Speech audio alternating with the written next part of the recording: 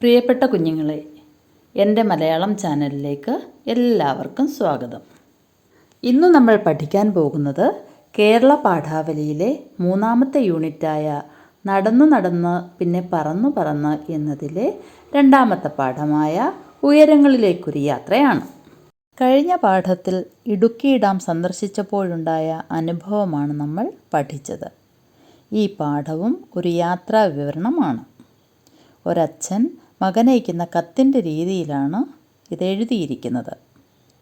അച്ഛനയച്ച കത്ത് വായിച്ചപ്പോൾ ഈ സ്ഥലം കണ്ട അനുഭവമായിരിക്കും തീർച്ചയായും മകന് ഉണ്ടായിട്ടുണ്ടാവുക. ഇനി നമുക്ക് പാഠത്തിലേക്ക് കടക്കാം. ഉയരങ്ങളിലേക്കൊരു യാത്ര. പ്രിയമുള്ള മകനെ, ഞാൻ യാത്ര അവസാനിപ്പിച്ച് ഇവിടെ എത്തിയിരിക്കുകയാണ്. സമുദ്രനിരപ്പിൽ നിന്നും 7000-ഓളം അടി ഉയരത്തിലുള്ള കൊടൈക്കനാലിൽ. കയറിപ്പോകുന്നത് പഴനിയിൽ നിന്ന്. പഴനിയിലെത്തിയത് മധുരയിൽ നിന്നും. പഴനിയിൽ നിന്ന് കൊടൈക്കനാലിലേക്കുള്ള യാത്ര ഉദ്വേഗജനകമായിരുന്നു. അടുക്കടുക്കായി മലകൾ. മലകളുടെ മടിത്തട്ടിലൂടെ ഒന്നിൽ നിന്ന് മറ്റൊന്നിലേക്ക് വളഞ്ഞു പുളഞ്ഞു ചുറ്റിക്കയറുന്ന മലമ്പാത.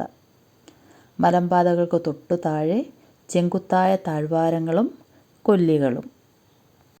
ബസ്സിലാണ് യാത്ര. ഈ മലമുകളിലേക്ക് തീവണ്ടിയില്ല. ഇവിടെ കയറി വരുന്നവർക്ക് അടുത്ത തീവണ്ടി ആപ്പീസ് കൊടൈക്കനാൽ റോഡാണ്. അവിടെ നിന്നും 75 കിലോമീറ്റർ അകലെയാണ് ഞാനിപ്പോൾ എത്തിയിരിക്കുന്ന കൊടൈക്കനാൽ എന്ന സുഖവാസ കേന്ദ്രം. ബസ് ചുരം കയറി തുടങ്ങി. ഇരുഭാഗത്തും വളരുന്ന കാപ്പിച്ചെടികളും യൂക്കാലിപ്സ് മരങ്ങളും. ഇവയ്ക്കിടയിലൂടെ സ്ഫടികജലം ഒലിച്ചു താഴുന്ന നീർച്ചാലുകൾ. താഴെ മടക്കുമലകളുടെ വിള്ളലുകളിലൂടെ കാണുന്ന ഹരിതാഭമായ നെൽപ്പാടങ്ങൾ. പാടങ്ങൾക്കിടയിൽ പാവങ്ങൾ പാർക്കുന്ന കൂരകൾ. വിദൂര വീക്ഷണത്തിൽ കൂരിയാറ്റക്കൂടുകൾ പോലെ, അല്ലെങ്കിൽ ചിതൽപുറ്റുകൾ പോലെ. ഇഴഞ്ഞിഴഞ്ഞ് ഉയരം കയറുന്ന ബസ്സിനുള്ളിലിരുന്ന് വെളിയിലേക്ക് നോക്കിയപ്പോൾ ഞാനീ ഭൂമിയിൽ നിന്നും അകലുകയാണെന്ന് തോന്നി. ആകാശത്തേക്ക് ഉയരുകയാണെന്നും. ഒരു വിമാനയാത്ര കണക്കെ. ബസ്സിൽ കണ്ണാടിപ്പലകയുള്ള ജനലരികെയാണ് ഞാനിരിക്കുന്നത്. അതുകൊണ്ട് റോഡും റോഡരികും താഴ്വരകളും കൊല്ലികളും അനായാസമായി കാണാം. തുടക്കത്തിൽ സുന്ദരം എന്ന് തോന്നിയെങ്കിലും ഡ്രൈവറുടെ ശ്രദ്ധ നൂലിട പിഴച്ചാൽ പൊടി പോലും അവശേഷിക്കാതെ അഗാധതയിൽ വീണു ചാവേണ്ടി വരുമല്ലോ എന്നോർത്തപ്പോൾ മനസ്സ് കിടുകിടുത്തു. ഭയം എന്നെ നിശേഷം കീഴടക്കി. യാത്രക്കാരിൽ പലരും നേരംപോക്ക് പറയുകയും കുടുംബകാര്യം ചർച്ച ചെയ്യുകയുമാണ്. മലമുകളിലെ തോട്ടങ്ങളിൽ നിത്യവേലയ്ക്ക് പോകുന്ന കൂലിക്കാരാണ്. അവർ വാതോരാതെ സംസാരിക്കുകയും മുറുക്കി ചുവപ്പിച്ച തുണ്ണുകൾ കാട്ടി കുളിരെ ചിരിക്കുകയും ചെയ്യുന്നു. അകലെ എങ്ങോ പാറക്കൂട്ടങ്ങൾക്കിടയിലൂടെ ഒഴുകിത്താഴുന്ന നീരൊഴുക്കിൻ്റെ മന്ത്രമധുരമായ സംഗീതം. മരക്കൊമ്പുകളിൽ ചിലങ്ക കിലുക്കുന്ന കുഞ്ഞിളം പക്ഷികളുടെ കളഗാനം. ഇത് രണ്ടും മാത്രമാണ് ബസ്സിൻ്റെ ഇരമ്പലിനോടൊപ്പം ഉരസിയൊഴുകുന്ന വേറെ ശബ്ദങ്ങൾ. നേരം കഴിയുന്തോറും ചുരങ്ങളിൽ മഞ്ഞു വീണു തുടങ്ങി. തണുപ്പിന് കനം വെച്ചു. പാടത്തെ നെല്ലോലകളിലും തൊടികളിലും ധനുമാസത്തിൽ പുകയൂതിയെത്തുന്ന മൂടലാണല്ലോ മഞ്ഞിനെക്കുറിച്ചുള്ള നിന്റെ സങ്കല്പം. എന്നാൽ ഇവിടെ അതല്ല. തൂവെള്ള നിറമൂലുന്ന പഞ്ഞിക്കെട്ടുകൾ അരയന്ന പക്ഷികളെപ്പോലെ ചിറകുവെച്ചെടുക്കുന്നു. കയ്യെത്താവുന്ന അകലത്തിൽ പൊതിഞ്ഞു നിന്നുകൊണ്ട് ചുറ്റിപ്പറക്കുന്നു. മുന്നിൽ, പിന്നിൽ, മീതെ, കീഴെ, ബസ്സിനു ചുറ്റും. മഞ്ഞിൻ്റെ മേഘപടലം പൊതിഞ്ഞു മൂടിയപ്പോൾ ഭയമില്ലാത്ത പാൽക്കടലിലൂടെ ബസ് ഒഴുകുകയാണെന്ന പ്രതീതിയുളവായി. ഏതോ സ്വപ്ന ലോകത്തിലൂടെ സഞ്ചരിക്കുകയാണെന്നും തോന്നി. മുന്നിലെ വിളക്ക് തെളിയിച്ചുകൊണ്ടാണ് ബസ് നീങ്ങുന്നത്. ഒരു കൊച്ചു വീടിൻ്റെ മുറ്റത്തോളം മാത്രമേ മുന്നിൽ ദൃശ്യമാകുന്നുള്ളൂ. മഞ്ഞിൻ്റെ കണ്ണാടിപ്പലക മുഖം മറച്ചു നിൽക്കുന്നു. കണ്ണാടിപ്പലകയുടെ കൂട്ടിനകത്ത് ബസ്സിൻ്റെ ഇരമ്പൽ കൂറ്റൻ കരിവണ്ടിൻ്റെ മുളക്കം പോലെ ചെകിടടപ്പിക്കുന്നു. തണുപ്പാണെങ്കിൽ അസഹ്യം. ഒട്ടിപ്പിടിച്ച കൂറ്റൻ അട്ടകളെപ്പോലെ ശൈത്യം കടിച്ചു കീറുന്നു. ബസ് കൊടൈക്കനാലെത്തി. അപ്പോഴേക്കും പകൽ രാത്രിക്ക് വേണ്ടി അരങ്ങൊഴിഞ്ഞു കൊടുത്തിരുന്നു. കെ തായാട്ടിൻ്റെ കഥയുറങ്ങുന്ന വഴിയിലൂടെ എന്ന കൃതിയിലെ ഒരു ഭാഗമാണ് നമുക്ക് പഠിക്കാനുള്ളത്. കുഞ്ഞനന്തൻ എന്ന കെ തായാട്ട് മലയാള സാഹിത്യകാരനും നാടകകൃത്തും നാടക നടനും സ്കൂൾ അധ്യാപകനുമായിരുന്നു. സാഹിത്യമേഖലയിലെ വിവിധ പുരസ്കാരങ്ങൾക്ക് പുറമെ മികച്ച അധ്യാപകർക്കുള്ള കേന്ദ്ര സംസ്ഥാന അവാർഡുകളും ലഭിച്ചിട്ടുണ്ട്. ഇനി നമുക്ക് പഠന പ്രവർത്തനങ്ങൾ നോക്കാം. ആദ്യത്തേത് പദമറിഞ്ഞ്. പാഠഭാഗം വായിച്ച് പുതിയ പദങ്ങൾ കണ്ടെത്തൂ.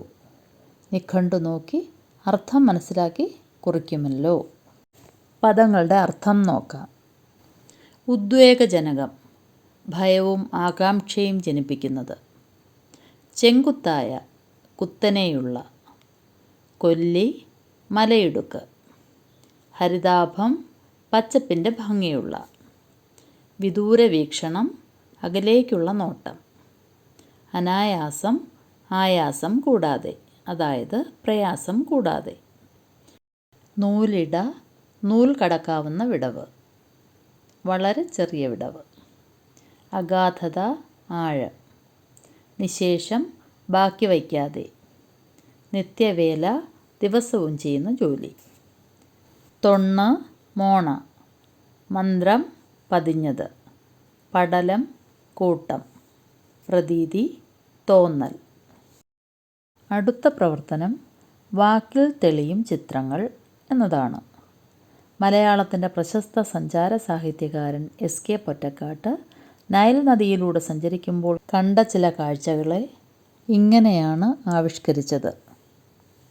തടികൾ അടുക്കി വച്ചതുപോലെ തടിയൻ മുതലകൾ, കാറ്റു നിറച്ച തോൽസഞ്ചികൾ പോലെ ഹിപ്പോകൾ.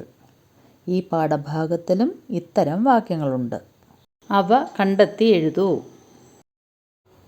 ഉദാഹരണം: കൂരിയാറ്റ കൂടുകൾ പോലെ കൂരകൾ, ചിതൽപുറ്റുകൾ പോലെ കൂരകൾ, അരയന്ന പക്ഷികളെ പോലെ മൂടൽമഞ്ഞ്, കരിവണ്ടിൻ്റെ മൂളക്കം പോലെ ബസിൻ്റെ ഇരമ്പൽ, ഒട്ടിപ്പിടിച്ച കൂറ്റൻ അട്ടകളെപ്പോലെ ശൈത്യം കടിച്ചു കീറുന്നു. അടുത്ത പ്രവർത്തനം കത്തെഴുതാം എന്നതാണ്. സ്കൂൾ ലൈബ്രറിയിൽ നിന്നോ അടുത്ത വായനശാലയിൽ നിന്നോ യാത്രാ വിവരണങ്ങൾ എടുത്ത് വായിക്കുക. അവയിൽ നിങ്ങൾക്കിഷ്ടപ്പെട്ട ഒരു യാത്രാ വിവരണത്തെ പരിചയപ്പെടുത്തിക്കൊണ്ട് സുഹൃത്തിന് ഒരു കത്തെഴുതൂ. കത്തിൻ്റെ ഒരു മാതൃക. ആദ്യം സ്ഥലവും തീയതിയും എഴുതുക. പ്രിയപ്പെട്ട മീര, നിനക്ക് സുഖമാണെന്ന് വിശ്വസിക്കുന്നു. പഠനമൊക്കെ നന്നായി നടക്കുന്നുണ്ടല്ലോ. ഞാൻ വായിച്ച ഒരു പുസ്തകത്തെക്കുറിച്ച് പറയാനാണ് ഈ കത്തെഴുതുന്നത്. എസ്.കെ. പൊറ്റക്കാടിൻ്റെ നൈൽ ഡയറി ഇന്നലെ വായിച്ചു തീർന്നു. എനിക്കൊത്തിരി ഇഷ്ടമായി. ആ പുസ്തകം നിനക്ക് കൂടി പരിചയപ്പെടുത്താനാണ് ഈ കത്തെഴുതുന്നത്.